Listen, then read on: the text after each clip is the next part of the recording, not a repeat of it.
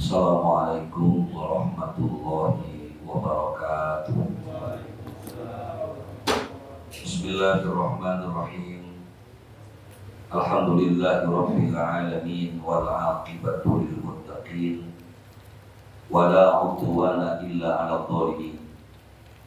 Wassalatu wassalamu ala sayyidil anbiya'i wal mursalin habibina wa syafi'ina wa maulana Muhammadin sallallahu alaihi wasallam wa ala alihi wa sahbihi wa man tabi'ahum bi ihsanin ila yaumiddin wa la haula wa la quwwata illa billahil aliyyil azim. Amma ba'd.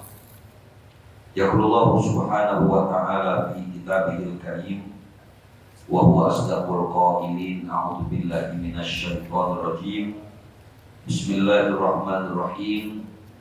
Wa idza darabtum bil ardi falaysa 'alaikum junahun an taqsuru minas shalah. Al-ayah. Sadaqallahu maulana al-azim. Wallahu a'lamu bimuradi. Yang sama-sama kita hormati dan kita muliakan para asatidzah, para tokoh masyarakat, pengurus DKM Masjid Jami Al-Akhyar, Bapak-bapak dan saudara-saudara hadirin jamaah majelis ilmu yang dimuliakan Allah Subhanahu wa ta'ala. Pertama, mari bersama kita panjatkan puji teriring syukur hanya kehadirat Allah Subhanahu wa ta'ala yang alhamdulillah atas rahmat dan hidayahnya di kesempatan malam ini kembali kita dapat hadir bersama untuk mengkaji ilmu-ilmunya Allah Subhanahu wa ta'ala.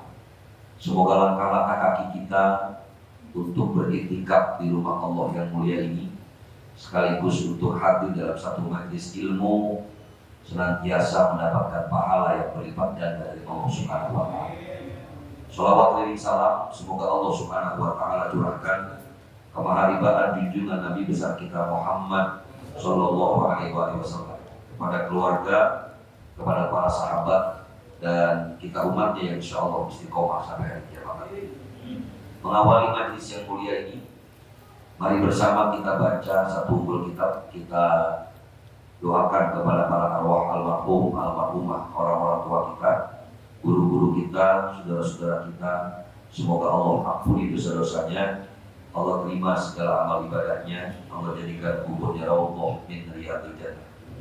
Al-Fatihah ila hadhihi niyyah wa ala kulli niyyatin shalihah wa ila hadratin Nabi Mustafa Rasulillah sallallahu alaihi wasallam wa ala alihi wa sahbihi wa azwajihi wa dzurriyyatihil kiram. Syai'ulillahi lahumul Fatihah. A'udzu billahi minasy syaithanir rajim. Bismillahirrahmanirrahim. Alhamdulillahi rabbil alamin. Arrahmanir rahim. Maliki yaumiddin. Iyyaka na'budu wa iyyaka nasta'in. Ihdinas siratal mustaqim.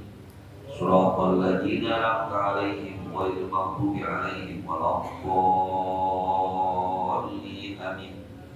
Ya Rabbi bil Mustafa balligh maqasidana waghfir lana ma madha ya wasi'al karami.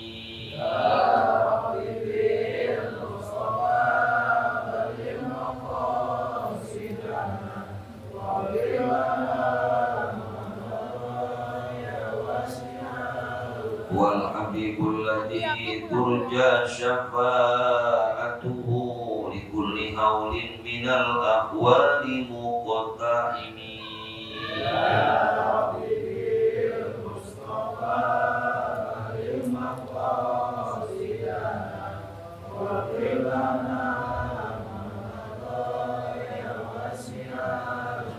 Muhammadun sayyidul kaunaini wa thaqalaini wal fariqaini min urbin wa min ajami.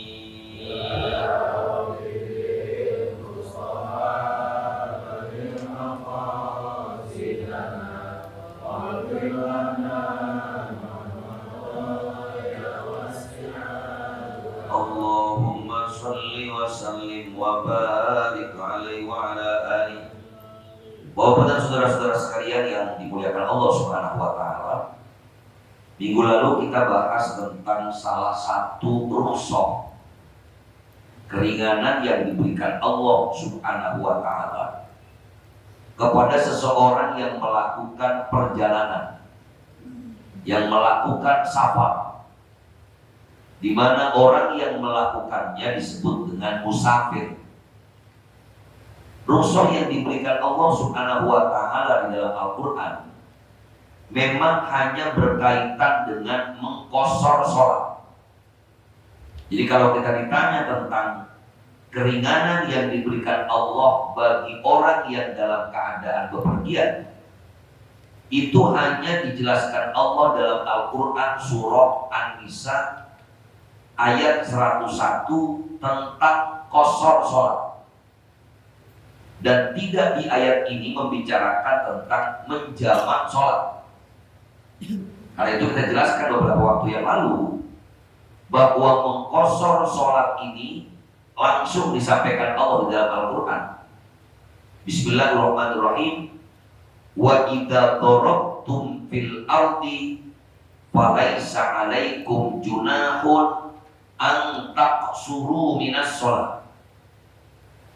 Wa idza darabtum ay idza safartum, ketika kalian melakukan perjalanan di muka bumi, falaisa 'alaikum junahun, maka tidak masalah bagi kalian untuk mengqashar sholat kalian. Nah, kemudian yang dicontohkan Nabi kita Muhammad SAW, di antaranya misalnya riwayat dari Mu'adz bin Jabal radhiyallahu anhu, qala kharajna ma'a Rasulillah sallallahu alaihi wasallam fi ghazwati Tabuk fakana yajma'u baina dhuhri wal asri wal maghribi wal isya'i. Diriwayatkan, kata Mu'adz bin Jabal radhiyallahu anhu, kami pernah keluar bersama Nabi kita Muhammad sallallahu alaihi wasallam pada perang Tabuk. Maka Nabi kita Muhammad SAW menjamak antara zuhur dan asar, dan juga menjamak sholat maghrib dan isya. Jadi kalau dalilnya menjamak sholat dalam safar, ini ketentuannya adalah hadis Nabi kita Muhammad SAW. Walaupun antara qashar maupun jamak, dua-duanya disyaratkan adalah saat seseorang melakukan safar atau melakukan sebuah perjalanan. Bagaimana kalau seandainya ada orang udah niat melakukan perjalanan? Misalnya begini, nawa masa fatal qasri thumma nawa ba'da khurujihi annahu idza wajada fulanan raja'a. Ada seseorang yang udah niat melakukan perjalanan, tetapi niat perjalanannya kalau nanti udah keluar dari rumah ketemu seseorang, saya balik lagi. Atau contoh yang minggu lalu saya sampaikan, kita udah sampai keluar misalnya di Cikampek, sampai di Cikampek belum sampai batas Sapar, balik lagi kita ke Bekasi. Apakah dia boleh tetap melakukan qasharnya, ataukah dia tetap boleh mengambil rukhsah yang diberikan Allah Ta'ala ini?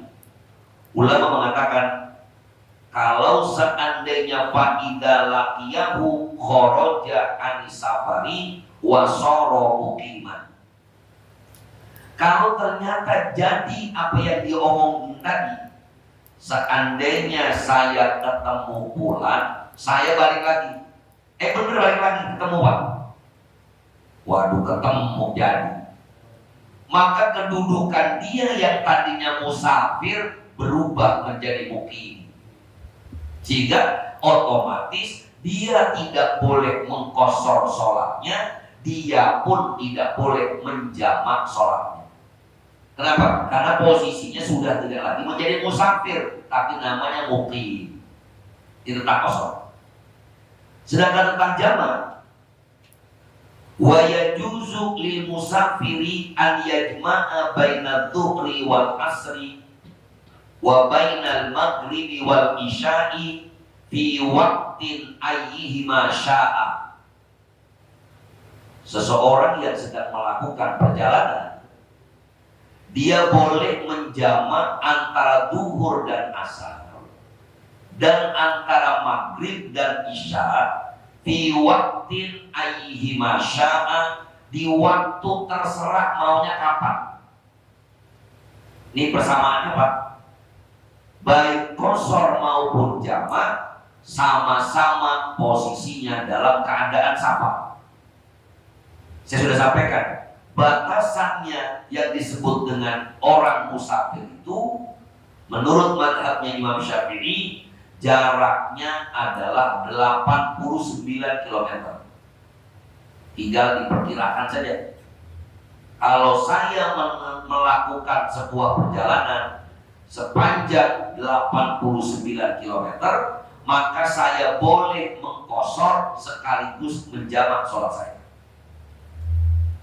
Dan Nabi kita Muhammad SAW mencontohkan keduanya. Jadi silakan mau diambil zuhur dan asar, dikerjakannya di waktu zuhur, namanya jamak takdim. Sedangkan kalau zuhur dan asar dikerjakan waktu asar, namanya jamak takhir. Takdim itu awal, takhir itu akhir. Jadi sederhana aja. Kalau sholat maghrib dan isya saya jamak, dikerjainnya pada waktu maghrib, namanya jamak takdim. Kalau maghrib dan isya dikumpulkan, saya kerjainnya di waktu isya, itu namanya jamak takhir. Itu perbedaan takdim dengan takhir. Ulama sepakat gak masalah mau dikerjainnya mana dulu pada saat jamaknya takdim atau takhir, silahkan saja. Tinggal pilih mau jamak takdim atau jamak takhir. Untuk jamak takdim, ulama Syafi'i memberikan 3 syarat. Yang pertama, ahaduha an yabda'a bil ula bi an yusalliya adh-dhuhra qabla al-asri wal maghriba qabla al-isya'i. Untuk jamak takdim ada syarat khusus, karena memang sholat ini mengumpulkan 2 waktu sholat, sementara sholat yang kedua belum waktunya masuk, maka otomatis dalam jamak takdim harus dikerjakan sholat yang punya waktu lebih dulu. Tadi gambarannya, kalau saya mau tarik waktu asar, sholatnya di waktu zuhur, otomatis kita kerjain apa dulu? Zuhur dulu. Kan masih waktu zuhur, asar belum, masih lama. Karena belum waktu. Begitu juga ketika kita melakukan jamak takdim antara maghrib dengan isya, otomatis maghrib dulu baru isya, karena waktu yang punya maghrib. Alasannya, li'annal waqta lil ula wa tsaniyata tabaun laha. Karena yang punya waktu yang pertama, zuhur dan maghrib itu. Sedangkan asar dan isya ngikut. Wa tabi'u la yataqaddamu 'alal masbuq, dan yang ikut gak boleh mendahului yang diikuti. Bagaimana kalau seandainya ternyata saya mau kerjain jamak takdim zuhur dan asar, ternyata saya kerjain asar dulu, atau saya malah bablas mau jamak takdim maghrib dan isya, malah maghrib dulu. Falau bada'a bithaniyati lam tasihha. Kalau ternyata yang dikerjain sholatnya yang duluan dikerjain, yang bukan punya waktu, maka ulama katakan lam tasihha, sholatnya nggak sah. Ketika sholatnya nggak sah, wa yu'iduha ba'dal ula, maka diulang lagi sholatnya Pak. Kalau dua-duanya dikosor, misalnya saya salah niat, gak taunya bukannya dohor dulu malah asar dulu, saya niat sholat asar 2 rakaat kosor jamak takdim ikut imam karena Allah, terlanjur asar duluan, baru dohor baru ingat astagfirullahaladzim saya tadi kenapa asar dulu baru dohor, maka ngulang satu lagi. Mana yang diulang? Asarnya aja, karena dohor otomatis sah. Jadi 6 sholat ini Pak. Gara-gara tadi kesalahan kita yang dikerjain malah yang waktunya belum sampai. Tuh ulama katakan lam tasihah. Asyartul tani niyatul jam'i inda ta'arrumil ula au fi afnaiha. Syarat yang kedua, orang yang ingin melakukan jamak takdim, niat menjamaknya itu ketika pada takbiratul ihram yang pertama atau maksimal di tengah-tengahnya. Wala yajuzu wala tasi'u ba'da salamil ula, dan gak boleh setelah salam yang pertama. Ada sebagian orang begini Pak kasusnya, awalnya gak niat jamak, ketika udah gak niat jamak, sholat biasa Allahu Akbar, bahkan ikut berjamaah, beres tahiyat akhir baru mau salam, aduh kenapa kok gak jamak ya? Niatnya udah selesai sholat yang pertama, fala yajuzu, gak boleh. Makanya orang yang ingin melakukan jamak takdim dan juga qashar, niatkan di awal dulu. Kalau memang dia niatnya menjamak saja, silakan, tapi niatnya pada saat takbiratul ihram. Kita diajarkan misalnya dalam madhabnya Imam Syafi'i, usolli fardhu dhuhri arba'a raka'atin majmu'an takdiman ma'al asri makmuman lillahi ta'ala. Ini talafut niat menjamak tanpa kosor. Saya niat sholat duhur 4 rakaat jamak takdim serta asar ikut imam karena Allah.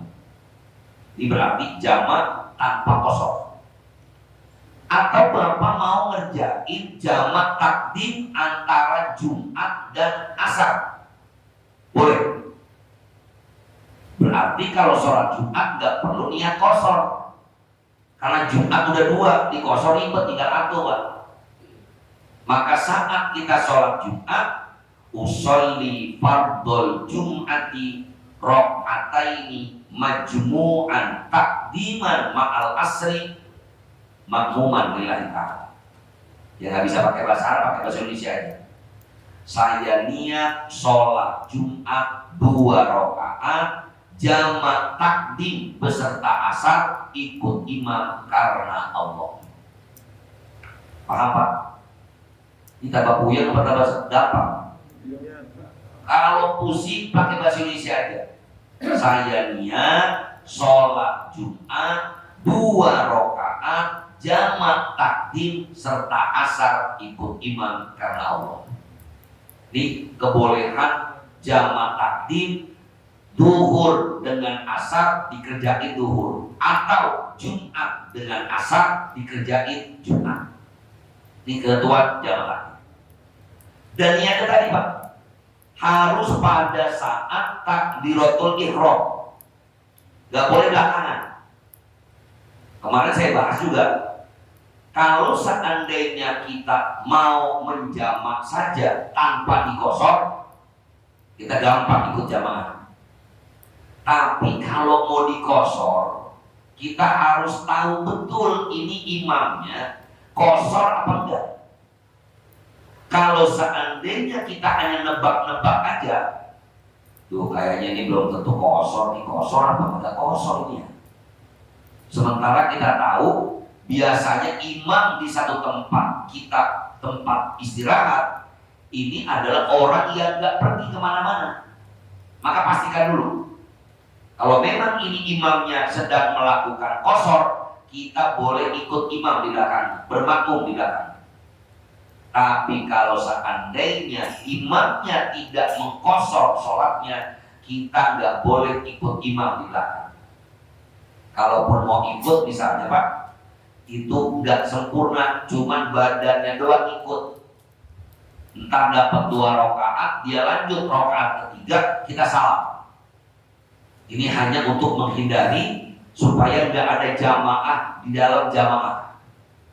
Jangan yang itu satu jamaah, orang ada lagi, mobilnya satu sudah sono, mobil sudah. Ini kan kebiasaan kita.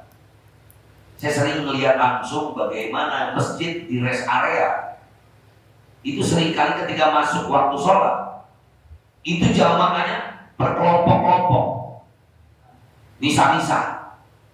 Saya nggak bisa bayangin kalau seandainya itu ada 5 mobil masing-masing satu rombongan, ya berarti 5 jamaah apa yang ikut. Kalau zuhur sama asar mungkin nggak terlalu terganggu Pak. Saya nggak bisa bayangin kalau itu waktunya maghrib atau isya.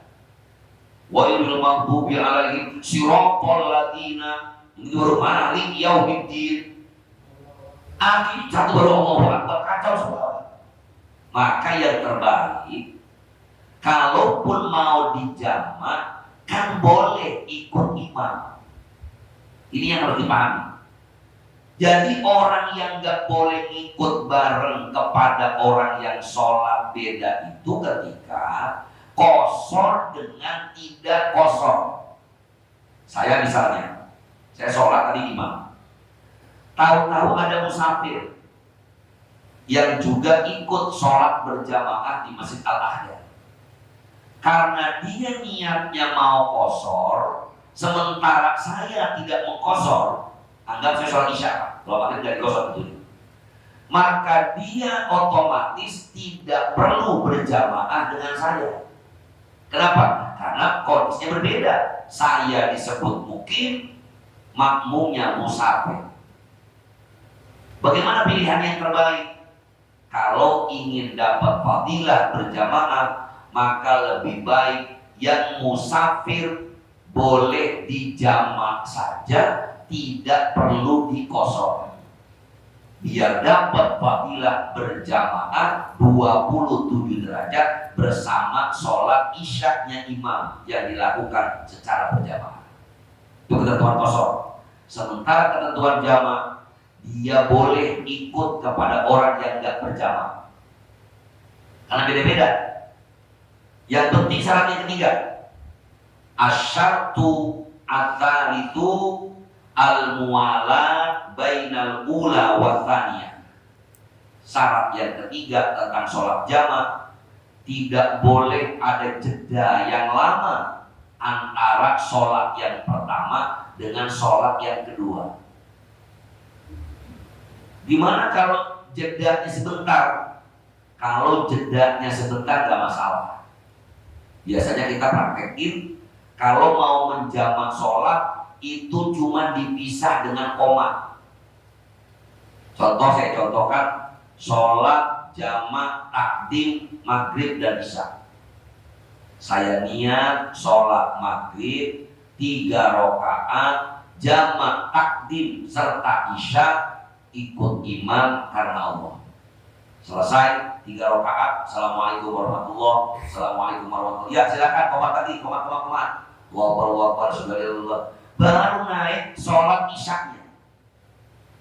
Jadi kalau cuma sekedar komat nggak masalah. Kalau doa si Ustaz, kalau doanya sebentar nggak apa-apa. Cuma yang namanya doa sebentar saya. Mending kerjain aja dulu, selesaikan jamaknya, maghribnya udah selesai, kemudian qomat untuk isyaknya. Selepas sholat itu baru kita berdoa. Bahkan gak boleh diselingi dengan sholat sunnah. Kalau mau ba'diyah, nanti selesai sholat dua-duanya. Jangan misalnya udah tahu kita mau menjamak sholat maghrib dan isya, jamak takdim. beres maghrib kita malah sholat sunnah dulu ba'diyah maghrib. Jangan. Kan ini lagi dalam keadaan rukshoh, musafir. Kalaupun nanti mau kerjain sholat sunnahnya, selepas 2 sholat ini kita lakukan. Maghribnya udah, isyaknya udah. Ini tentang jamak takdim. Sedangkan jamak takhir, nah ini beda lagi Pak. Wa amma jam'ut takhir, adapun sholat yang mau dilakukan secara jamak takhir, fala yushtaratu at-tartibu baina sholataini. Yang paling gampang ternyata jamak takhir. Kalau jamak takhir tidak perlu berurutan sholat yang punya waktu. Saya mau bikin maghrib dan isya, dikerjainnya isya. Mau ngerjain isya dulu boleh baru maghrib, mau ngerjain maghrib dulu baru isya gak masalah. Saya mau sholat jamak takhir duhur dan asar. Duhur saya tarik ke asar. Mau duhur dulu baru asar gak masalah, mau asar dulu baru duhur juga gak masalah. Kenapa? Karena waktunya udah lewat. Duhurnya udah lewat, maghribnya udah lewat. Sementara isya kalaupun belakangan tetap masih ada waktu di situ. Ini tentang jamak takhir. Yang kedua, wala niyatul jam'i halas sholati ala sahih. Tidak masalah juga untuk tidak niat jamak ketika sholat. Kalau tadi kan ditentang, saya niat sholat duhur 4 rakaat kosong, jamak takdim serta asar ikut imam karena Allah. Jamak takhir gak usah, biasa aja. Kalau gak dikosong, saya niat sholat duhur 4 rakaat karena Allah. Saya niat sholat asar 4 rakaat karena Allah. Walaupun ditambah lebih baik. Saya niat menjamak sholat duhur dengan asar 4 rakaat karena Allah. Saya niat menjamak sholat asar dengan duhur atau maghrib dengan isya, isya dengan maghrib karena Allah. Tapi tidak disyaratkan niatnya. Walal mualat, tidak diwajibkan pula untuk langsung dikerjain berturut-turut. Jadi ngopi dulu gak apa-apa. Habis ngerjain saya rencana maghrib kan nanti aja isya jamak takhir. Ternyata saya kerjain isya dulu. Habis isya ngopi dulu lah sebentar. Habis ngopi makan dulu. Habis makan baru sholat maghrib. Gak ada masalah. Walaupun yang lebih afdol, karena ada kewajiban yang belum kita lakukan, sebaiknya tetap dilakukan berturut-turut. Ini ketentuan tentang jamak takhir. Ada beberapa soal terkait jamak.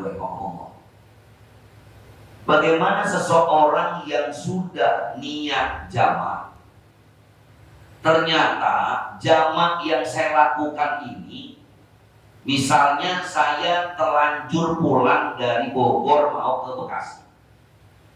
Saya habis dari pantai Pelabuhan Ratu di Sukabumi, yang secara waktu dan jarak tempuh sudah mencapai 90 km. Tahu-tahu sampai di Ciawi maghrib. Saya mau bikin sholat saya jamak takdim. Silahkan, tidak masalah. Tetapi kita bikin sholat jamak takdimnya masih di perjalanan menuju pulang. Saya kerjain sholat jamak takdim di Ciawi. Gak taunya dari Ciawi ke Jatiranggon gak macet sama sekali Pak. Sampai di rumah kita di Jalan Setiawarga 1, baru jam 7:05. Baru banget sampai rumah, Allahu Akbar, Allahu Akbar. Masuk waktu apa? Waktu isya. Pertanyaannya, sholat isya saya dikerjain lagi apa dianggap cukup? Ini masalah hukum ini. Sebagian ulama mengatakan, dan ini pendapat mayoritas, tidak pernah memang terjadi di zaman Nabi kita Muhammad SAW. Tetapi yang pernah terjadi adalah sholat yang menggunakan tayamum, tidak wudu pakai air. Diceritakan ada 2 orang sahabat, sholatnya tidak wudu karena ketidakadaan air, tayamum Pak. Habis beres tayamum dia sholat. Selesai assalamualaikum warahmatullah, assalamualaikum warahmatullah, masih ada waktu, hujan ketemu air. Ditanyakan kepada Nabi, apakah sholat saya yang tadi pakai tayamum itu harus diulang atau tidak? Kata Nabi, nggak perlu. Karena apa yang kamu lakukan tadi sudah selesai kewajibannya, dan kamu boleh ngerjain itu dengan tayamum, karena pada waktu kamu ngerjain sholat kamu nggak nemuin air. Nemuin airnya kan salah. Maka ini dikias dengan orang yang melakukan perjalanan, kan lagi di Ciawi masih dalam keadaan safar, masih dalam keadaan musafir, melakukan perjalanan. Walaupun ternyata alhamdulillah sampai di Jatiranggor belum masuk waktu isya, atau bahkan waktu isya masih ada jelas. Kenapa jam 3 pagi masih ada Pak? Tapi udah dikerjain jamak takdim kita di Ciawi tadi, maka kita tidak perlu mengulang sholat kita. Karena sholat yang kita lakukan saat jamak takdim tadi sudah sah. Masalah yang pertama. Masalah yang kedua, sama masih ke Pelabuhan Ratu. Nyampe di Ciawi maghrib, kata supir, kita mampir nggak di Pak Haji? Lah udahlah nggak usah. Kita niat aja jamak takhir, biar tenang. Sesampainya jam berapa kayak latihan, kita istirahat baru tadi tuh. Istirahat, udah ngopi, udah makan, udah bablas aja terus sampai Bekasi. Ternyata sampai di Jatiranggor, Bapak baru mau ngerjain jamak takhir. Apakah ini diperbolehkan? Jawabannya nggak boleh. Kenapa? Karena Bapak udah nyampe rumah. Kalau tadi kasusnya dikerjain jamak takdim karena masih ada safar. Karena syaratnya jamak maupun kosor selama masih dalam keadaan safar. Sementara pertanyaan masalah hukum yang kedua, Bapak udah nyampe rumah, habis pegel banget kalau mampir-mampir lah, udah ngantuk banget nih, capek kita dari nginep di Pelabuhan Ratu, udah bablas aja nyampe di rumah itu jamak akhir, nggak boleh. Kenapa? Karena Bapak sudah tidak dalam keadaan musafir. Kalau mau, jangan sampai di Jatiranggor. Ketika Bapak keluar tol Ciawi itu kan kita keluar di Cibubur tuh, mampir dulu di Masjid Pondok Ranggon. Boleh Ustaz, boleh. Karena di Pondok Ranggon masih Jakarta Timur. Pindah ke sini belum nyampe, masih beda wilayah kita. Itu boleh. Cuma kan kadang-kadang orang udah malas Pak, tanggung amat nyampe rumahnya tas gaya. Nah kalau kita ngerjainnya di rumah, ini nggak disebut dengan jamak akhir, tetapi namanya qodha'us shalah. Bukan jamak, tetapi qodha. Apa boleh diperkenankan qodha? Qodha itu sebenarnya diperbolehkan kalau ada uzur. Kalau nggak ada uzur kita dosa Pak. Mana dosanya? Udah tahu maghrib, ngapa nggak berhenti? Malah bablas sampai isya di rumah. Berarti kita termasuk kepada orang yang mengakhirkan waktu sholat. Boleh dikodok, tapi dosa. Apa dosanya? Karena melalaikan waktu sholat. Dan kalau mau dikerjain di rumah sama dengan kasus, saya pernah misalnya ke Surabaya, Itu dari berangkat jam 8 pagi Pak, sampai di Surabaya jam 11 malam. Kereta tahun 95, 2000-an lah. Itu tahu sendiri Pak, pengen nyari murah ya keretanya kereta. Waduh udah parah deh. Yang berhenti kadang cuma 5 menit, cuma sering penanggung semua. 5 menit, kadang di tengah-tengah berhenti, nungguin kereta cepat lewat tuh, baru kita lewat lagi. Lama minta ampun. Dan gak waktu zuhur berhenti, asar berhenti, itu mah kereta salihah namanya Pak. Ini mah tetap aja nggak ngurusin waktu. Mau sholat di kereta di zaman itu ngeliatin toilet kereta udah gak bener Pak. Ya kotor, najis luar biasa. Bahkan saya pernah coba mau sholat duduk di kursi kereta. Kita di Allah, taruh, astagfirullah. Dia nawarin tahu, yang nawarin enggak macam-macam. Bagaimana caranya?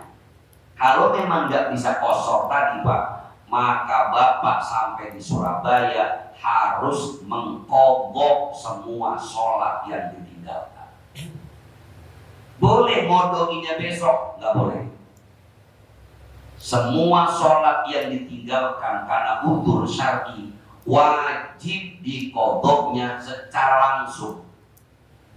Ketika sudah tidak dalam keadaan safar, ketika tidak dalam keadaan sulit, maka segera bayarkan.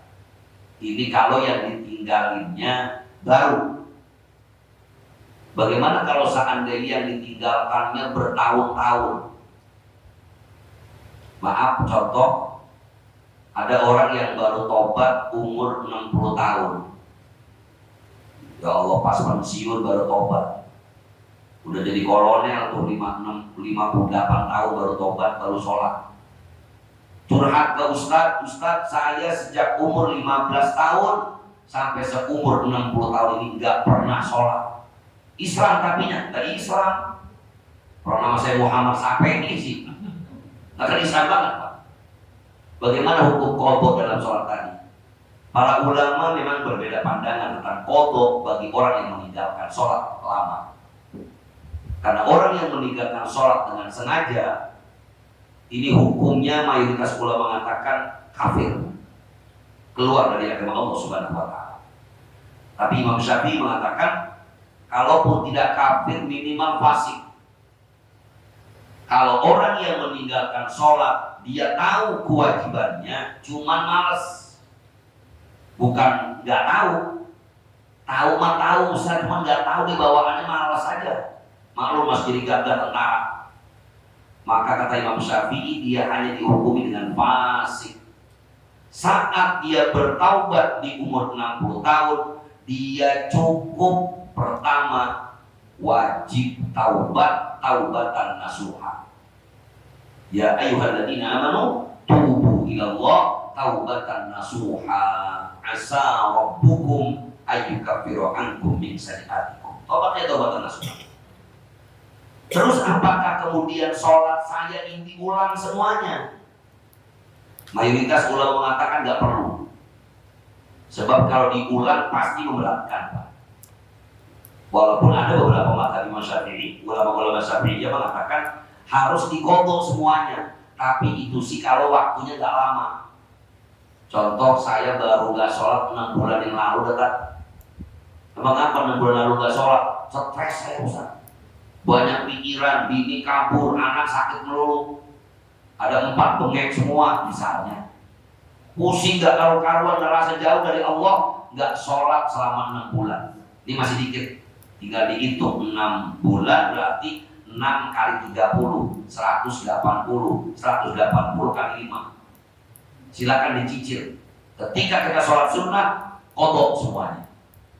Tapi kalau yang tadi tobat 60, usia balik 15, itu kan berarti gak sholatnya selama 45 tahun Pak. Bukan 45 dikali 5, bukan 45 dikali 360 dulu. Kan setahun 360 hari. Baru 45 kali 360 kali 5. Waduh, ini aki-aki pasti gak jadi tobat Pak. Pasti hitung nih wajib yang ini kodo nggak nyambung kan? Kebanyakan.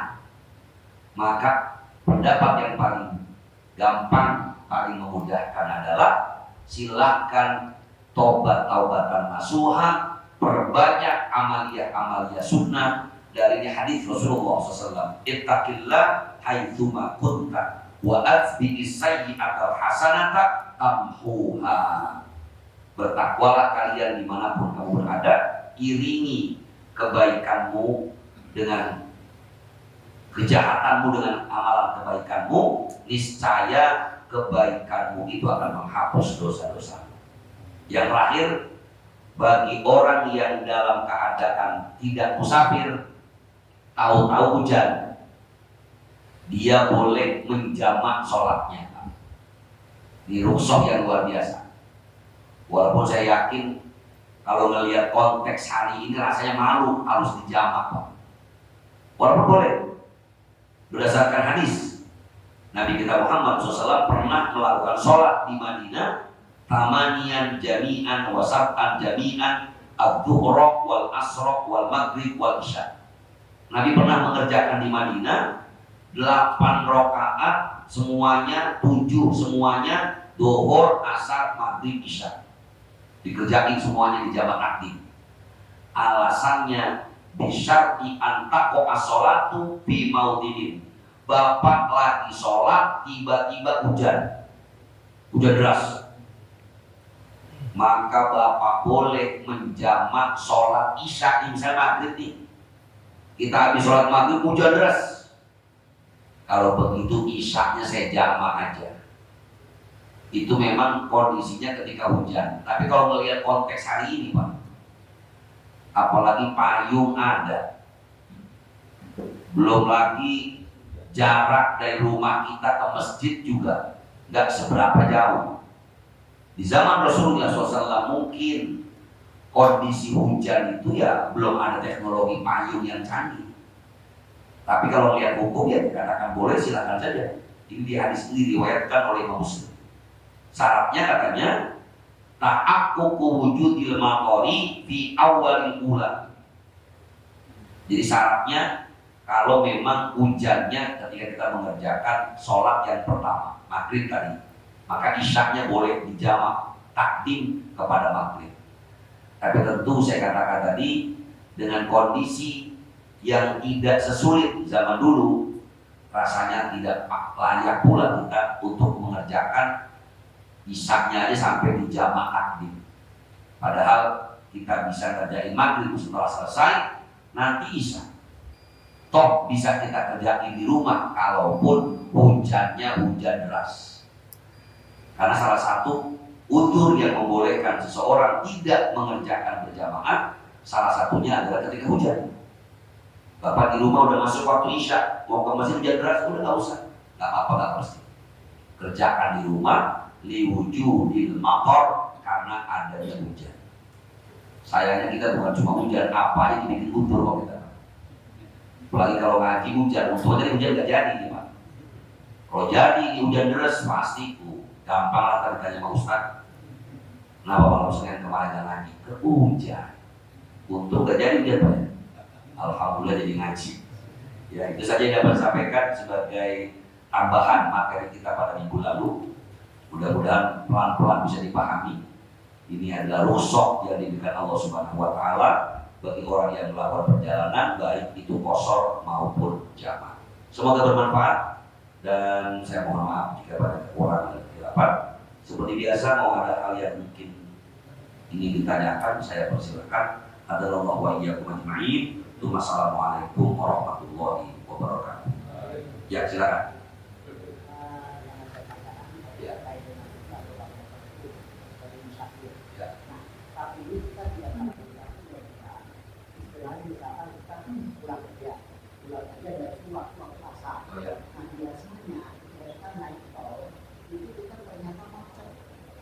Kalau sholat dari sana itu kecil, nah itu jadi kita tidak bisa lakukan sholat maghrib. Apakah sholat maghrib itu bisa kita lakukan pada jam pagi? Bisa. Iya, baik. Aturan makumullah, Kalau memang ketentuannya sholat yang tidak bisa dijamak, maka mau tidak mau dalam kondisi sulit kita boleh mengqadha sholat kita. Kalau tadi misalnya kasusnya saya pulangnya waktunya jam 3 misalnya, penanggung semua, sholat asar belum, karena pulangnya jam 3. Tahu-tahu sampai di rumah pun macet, nyampe di rumah jam 7, isya belum, maghrib udah lewat. Mau dijamak kan nggak bisa asar dijamak sama maghrib. Yang bisa dijamak itu cuma maghrib sama isya, kemudian duhur sama asar. Tapi kalau asar sama maghrib nggak bisa, maka kita silakan diqadha. Tapi kalau kita pulang kerja misalnya jam 4, perkiraan saya sampailah maghrib, gak taunya pulang kerja berada dari Cempaka Putih gak sampai 80 kilo, tapi macet luar biasa sampai di Jatiranggon. Waduh, udah jam 8 ini. Apakah boleh dijamak takhir? Boleh. Tapi ketentuannya, bapak menjamaknya jangan sebelum udah nyampe ke rumah, tapi kerjakanlah sebelum masuk ke wilayah Jatiranggon. Minimal keluar tol Jatiwarna, mampir dulu di pom bensin, sholat dulu jamak takhir. Itu dalam posisi macet. Kenapa boleh? Alasannya tidak melihat masafah. Masafah itu jarak, tapi yang dilihat masyaqqah, tingkat kesulitan. Karena perjalanan kita macet. Di zaman Nabi gak ada, Pak. Gak ada kegiatan orang macet luar biasa di jamak, gak ada.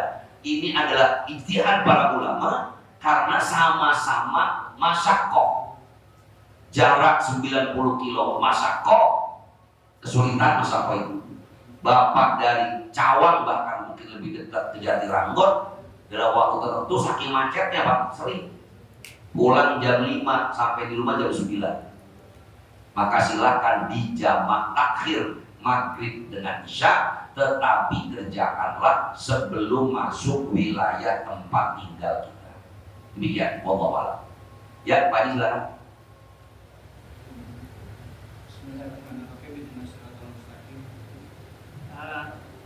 Menindaklanjuti yang minggu kemarin, tentang sholat kosong. Dijelaskan minggu kemarin begitu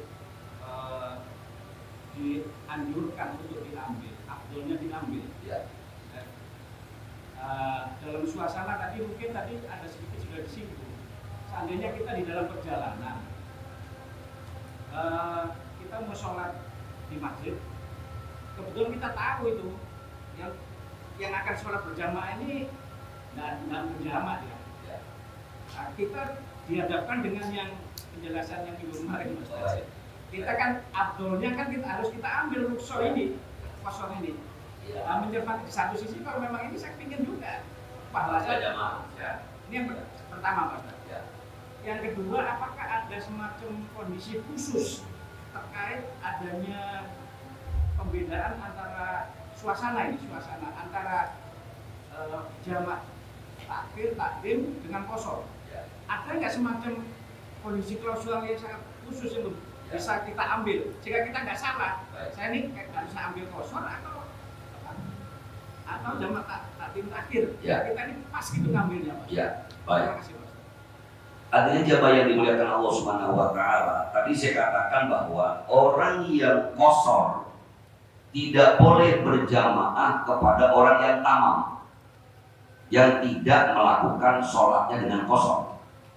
Nah, pertanyaannya kemudian, kalau saya ingin mendapatkan fadilah berjamaah, maka saya tidak kosor, tapi saya sempurnakan sholat saya seperti biasa. Nah, mana yang harus kita pilih? Sementara kosor juga, antara kosor dan tamam, afdol diambil kosor. Sementara ada yang berjamaah, lebih afdol berjamaah. Nah, ini kan dilema tadi pilihannya. Tentu karena keduanya adalah ala sabil takhir, pilihan, maka ketika memang kondisinya bisa berjamaah dengan tidak dikosor, tapi hanya dijamak saja, kita lebih baik ambil jamaah. Karena jamaah jelas fadilahnya 27 derajat. Apalagi kondisinya kalau nanti kita bikin jamaah sendiri, yang lain lagi jamaah, kita tahu sendiri di pojokan kosong, kan gak enak.